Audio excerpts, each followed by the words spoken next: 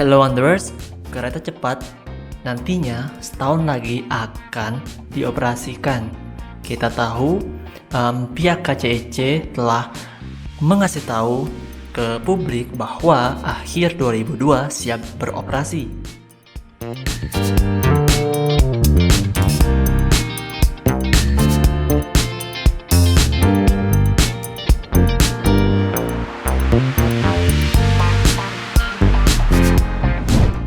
Sebelum dioperasi, kereta cepat ini akan dites fungsi, sama seperti kereta cepat, kereta semi cepat yang ada di Laos. Itu akan dites fungsi pada Juli atau Agustus tahun ini. Terus bagaimana dengan KCJB punya Indonesia ya? Pembangunan proyek KCJB terus dikebut.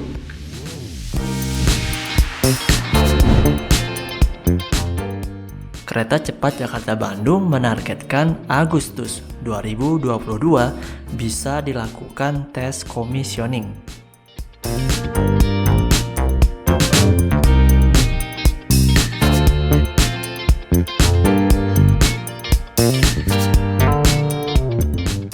KCIC mengatakan rencananya tes komisioning atau tes fungsi akan dilakukan pada Agustus 2022.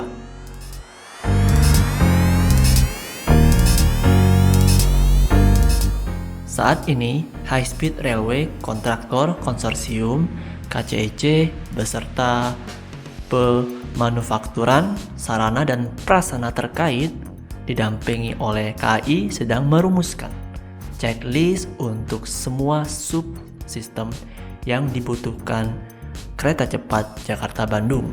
Nah, baik itu terkait dengan EMU atau enggak elektrik, yang seperti kita tahuin adalah kereta cepatnya, rolling stock-nya. Karena dia memakai listrik, jadi disebut EMU. Kita bisa sebut Electrical Multiple Unit. Selain EMU, railway system maupun operasionalnya akan diceklis oleh mereka.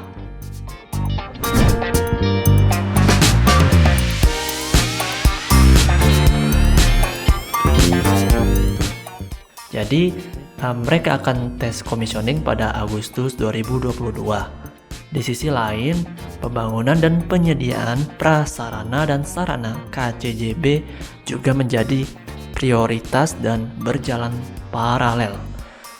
Keempat stasiun, Halim, Karawang, Walini, dan Tegaluar, dan yang terakhir itu kita tahu sebagai stasiun Padalarang, saat ini dalam tahap konstruksi. Secara umum, pembangunan telah memasuki tahap fondasi dan struktur. Workshop pembuatan standar operasional prosedur SOP untuk bagian operasional dan maintenance dari setiap subsistem sedang dilakukan, termasuk penegasan penerapan zero tolerance terhadap kecelakaan kerja dari proses konstruksi proyek KCJB ini.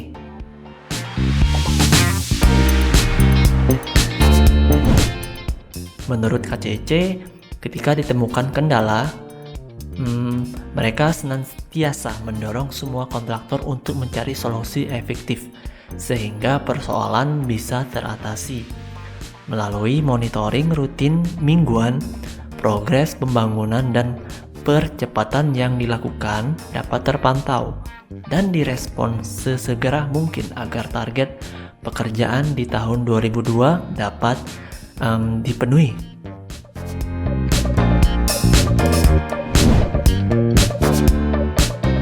Selain itu juga ada news tentang pembengkakan biaya KCJB ini.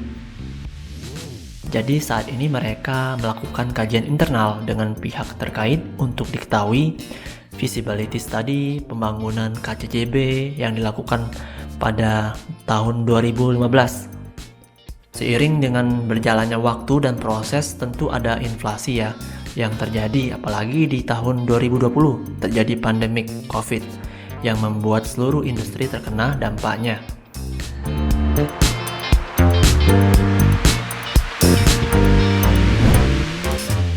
Imbas serupa juga menerpa proyek yang kita cintai ini, KCJB. Selain pembangunan infrastruktur, transportasi publik, pengembangan superblok, dan kawasan integrasi, TOD juga tengah dikembangkan secara simultan di Halim, Karawang, Walini, dan Tegaluar.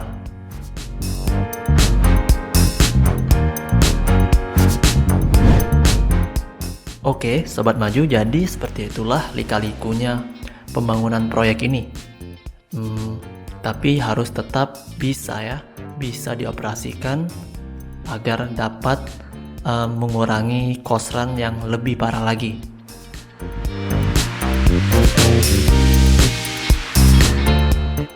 Dan kita tahu bahwa nantinya akan beroperasi akhir tahun 2022 dan dites fungsi pada Agustus 2022. Dan semoga berjalan lancar, dan kemungkinan IMU rolling stocknya akan dikirimkan kuartal pertama pada tahun 2022.